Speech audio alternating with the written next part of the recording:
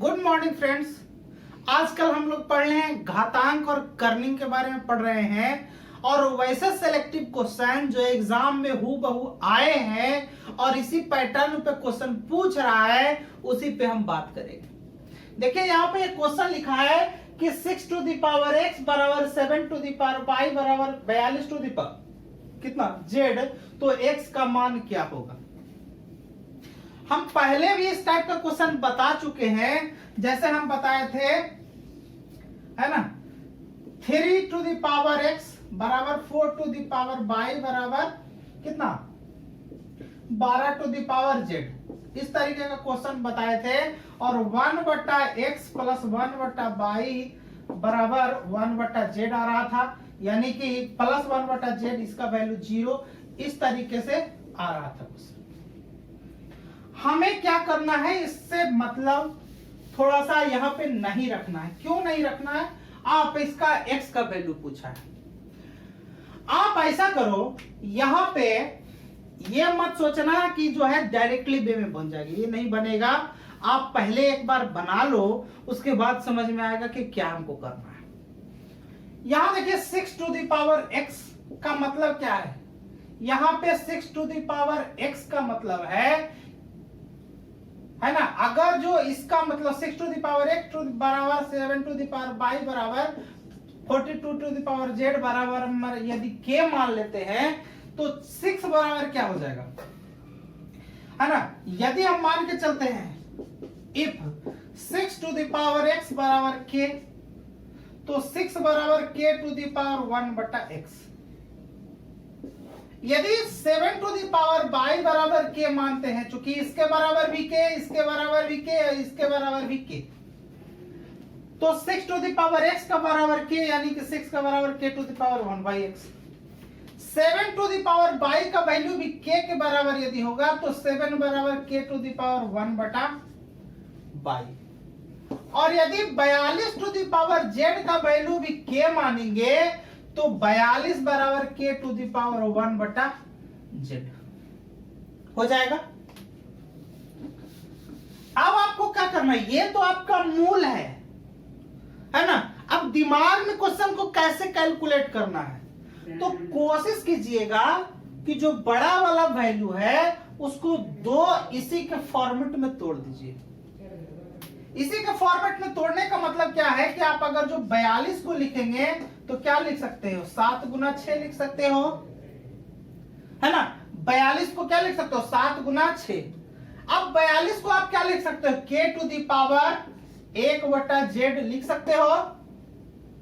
यहां पे 7 का वैल्यू कितना है, k to the power 1/y, और गुना 6 का वैल्यू क्या है, k to the power 1/x।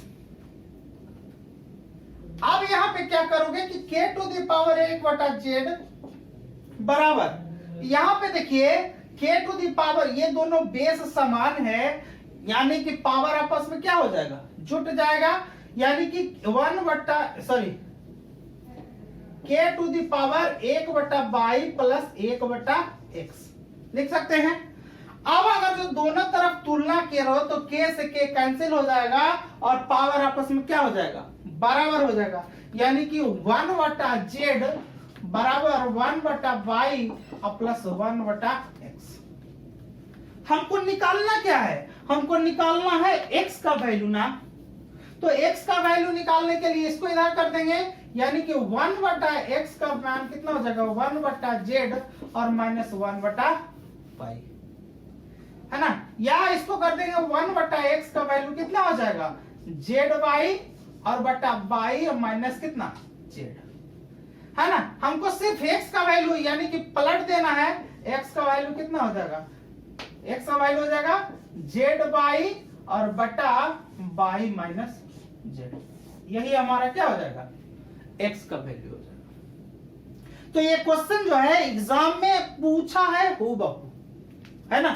तो हूबहू क्वेश्चन पूछा है तो आप इसको आप यहां से समझ करके आप बना सकते हो, ठीक है। तो इसी तरीके का जो क्वेश्चन एक और पूछा है एग्जाम में, उस पे बात करते हैं। देखिए एक क्वेश्चन, ये भी क्वेश्चन एग्जाम में पूछ चुका है, क्या क्वेश्चन है? 2 टू द पावर a बराबर 3 टू द पावर b बराबर 144 टू द पावर c, तो b का मान क्या होगा? हम बोले कि जब भी इस तरीके का क्वेश्चन रहे तो आप क्या करो कि मान के चलो कि 2 टू द पावर a बराबर 3 टू द पावर b बराबर 144 के पावर c बराबर k। इस तरह का जो क्वेश्चन है बहुत सारे लोगों को चकमा देता है ना। और ये सब अगर जो क्वेश्चन एग्जाम में कर ले जाते हो तो आपको प्लस बेनिफिट मिलता है, ठीक है। अब यहाँ पे इसको सोल्व करेंगे कि 2 टू द पावर a बराबर 3 टू द पावर b बराबर 144 के पावर c बराबर k। ये जो है हम मान लेते चलते हैं। अब इसका वैल्यू भी इसके बराबर, इसका वैल्यू भी इसके बराबर, इसका वैल्यू भी इसके बराबर, यानी कि 2 टू द पावर a है ना, 2 का वैल्यू क्या हो जाएगा? k to the power a के बराबर। पिछले वीडियो में जैसे हम बना रहे थे 3 का वैल्यू कितना हो जाएगा? k टू द पावर 1 बटा b, और 144 बराबर कितना हो जाएगा? k टू द पावर 1 बटा c, यही ना। अब क्या करेंगे? बड़ा वाला वैल्यू को तोड़ेंगे। बड़ा वाला वैल्यू क्या है? 144 के पावर c बराबर कितना? ऐसे करो, 144 के पावर c है, 144 को तोड़ो, 144 बराबर कितना? 16 गुना 9। 16 गुना 9 इसलिए तोड़े क्योंकि ये 2 के पावर में 4 आएगा और 3 के पावर में 2 आएगा, और हमको इसी फॉर्म में लाना है। तो 144 का मतलब ये क्या हो जाएगा? k टू द पावर 1 बटा c हो गया। यहां पे 16 है यानी कि 2 के पावर 4, और यहां 9 है यानी कि 3 का स्क्वायर। यहां पे भी आप लिख सकते हो k टू द पावर 1 बटा c बराबर, यहां देखिए 2 का वैल्यू कितना है? k टू द पावर 1 के बराबर है। अगर जो 2 का value k to the power है ना, 2 का वैल्यू अगर जो k टू द पावर 1 बटा a के बराबर है, और इसका यदि पावर 4 हो जाए, इसका मतलब पावर का पावर गुना, इसका मतलब k का पावर 4 बटा a लिख सकते हैं। तो यहाँ पे 2 टू द पावर क्या है? 2 का value k to the power a के बराबर है, तो k टू द पावर कौन? 1 बटा a, और इसका पावर 4 और गुना 3 का वैल्यू कितना? k टू द पावर 1 बटा b, k to the power 1 बटा b, और इसका पावर कितना? 2। अब इसका कैलकुलेशन कर दो, k टू द पावर 1 बटा c है ना। अब ये देखें पावर का पावर गुना, तो कितना हो जाएगा? k टू द पावर कितना हो जाएगा? 4 बटा a। देखिए पावर का पावर गुना, और k का पावर 1 बटा b है, उसका पावर 2 है, यानी कि k टू द पावर 2 बटा b, 2 बटा b। अब क्या? गुना में घात का जोड़, यानी k टू द पावर 1 बटा c का value k to the power 4 बटा a और प्लस 2 बटा b के बराबर। कंपेयर करेंगे तो k का वैल्यू खत्म हो जाएगा, k खत्म हो जाएगा, बचे क्या? 1 बटा c बराबर 4 बटा a और प्लस 2 बटा b। हमको वैल्यू किसका निकालना है? यहाँ b का निकालना है। तो b का निकालना है तो b इधर, इसको इधर कर देते हैं, तो 2 बटा b का वैल्यू कितना हो जाएगा? 1 बटा c माइनस 4 बटा a है ना। यानी कि 2 बटा b का वैल्यू कितना हो जाएगा?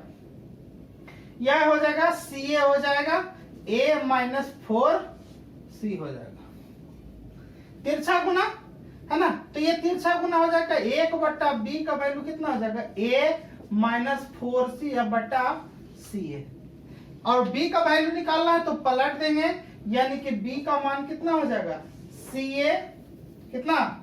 यहाँ देखिए ये तिरछा गुना हो जाएगा ना, तो 2ca, तो ये हो जाएगा 2ca divided by a minus क्या? 4c। तो इसी तरह यही क्वेश्चन जो है एग्जाम में आया है, और इस तरह का क्वेश्चन और भी आने की संभावना है। तो आप कोशिश करेंगे कि इस टाइप के क्वेश्चन को इस तरीके से डील करें, है ना।